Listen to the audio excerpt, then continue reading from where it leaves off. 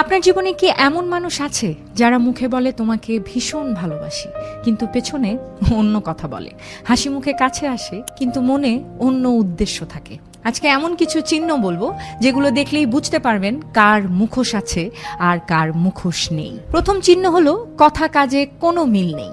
মুখোশধারী মানুষ অনেক কথা বলে, বড় বড় প্রতিশ্রুতি দেয়, কিন্তু সময় মতো কোথাও তাকে পাওয়া যায় না। কারণ কথা দেয়া বা কথা বলা সহজ, কিন্তু কাজ সত্য বলে। দ্বিতীয় চিহ্ন হলো আপনার সাফল্যে খুশি হয় না একদমই। সত্যিকারের মানুষ আপনার ভালো দেখলে আনন্দিত হয়, কিন্তু মুখোশধারী মানুষ হাসে বাহির থেকে আর জ্বলে পুড়ে ছারখার হয়ে যায় ভেতর থেকে। আপনার সাফল্যের গল্পে হঠাৎ প্রশ্ন পাল্টে ফেলে, কখনো সরাসরি প্রশংসা করে না। তৃতীয় চিহ্ন হলো শুধু দরকারের সময় তাকে পাওয়া যায়। আপনি কষ্টে থাকলে তাকে ধারের কাছেও কোথাও দেখা যায় না।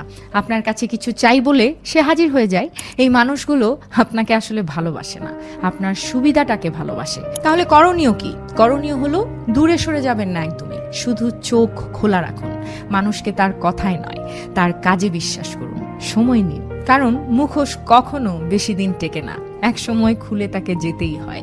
আর যারা মুখোশ ছাড়া আপনার পাশে আছেন তাদের আঁকড়ে ধরে রাখুন, তাদের ভালোবাসুন, তাদের যত্ন নিন। এই মানুষগুলো জীবনের সবচেয়ে বড় সম্পদ।